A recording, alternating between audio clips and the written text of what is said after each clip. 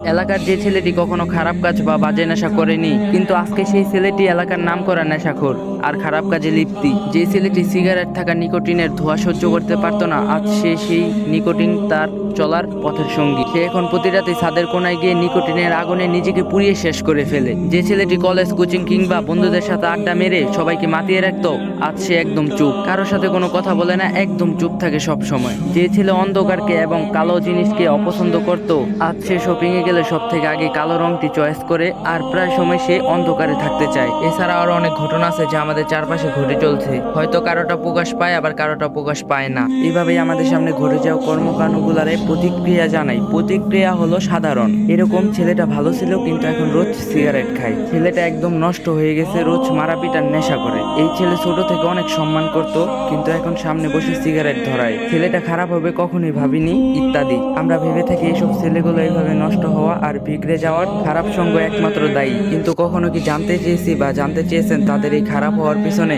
কারণটা কিসের জন্য তারা এই পথে এসেছে? একটা ছেলে শুধু খারাপ সঙ্গ পেয়ে নেশার জগতে পা দেয় না, এর পিছনে জড়িয়ে থাকে পারিবারিক সমস্যা, না হয় কাছের মানুষের দেওয়া কষ্ট আর অবহেলা। আমাদের সমাজের প্রায় অর্ধেকের বেশি ছেলে নেশায় আসক্ত হয় প্রেমের বিচ্ছেদের কারণে, আর অল্প কিছু ছেলেরা হয় পারিবারিক সমস্যার কারণে। তখন এরা বেঁচে থাকার জন্য এবং পুরাতন স্মৃতিগুলা ভোলার জন্য নেশার জগতে পা দেয়। আচ্ছা, কতটা কষ্ট পেয়ে একটা ছেলে চোখের পানি ফেলে? হ্যাঁ, আপনাকে জিজ্ঞাসা করছি যে এই গল্পটা শুনতেছেন। আমার জানা মতো একটা ছেলেকে কখন আপনার সামনে বসে তেমন একটা কান্না করতে দেখবেন না, কারণ সে জানে সবার সামনে বসে কান্না করলে তাকে নিয়ে হাসি ঠাট্টা তামসা করবে। তাই সে নীরবে তার কষ্টগুলাকে বুকের মধ্যে লুকিয়ে রাখে, কারণ ওইখানে লুকিয়ে রাখলে কেউ দেখতে পারবে না, একমাত্র আল্লাহ ছাড়া। রাতে অন্ধকারে ঘরের এক কোনায় বা বিছানার উপর শুয়ে নিঃশব্দভাবে দু চোখের পানি ফেলে কেঁদে যাবে। চিৎকার দিয়েও সে কাঁদতে পারে না যদি তার বাসার কেউ কান্নার শব্দ শুনে যায়। বাসায় যে ছেলেটি খুব হাসি খুশি থাকতো, প্রাইভেট বা আড্ডা দিয়ে সবাইকে মাতিয়ে রাখতে পারতো, আজ হয়তো তার ভালোবাসার মানুষের কাছ থেকে অবহেলা পেতে পেতে দিন দিন এত বদলে গেছে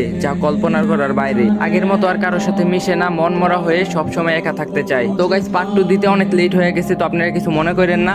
পার্ট 3ও আছে, যদি লাগে অবশ্যই কমেন্ট বক্সে বলবেন।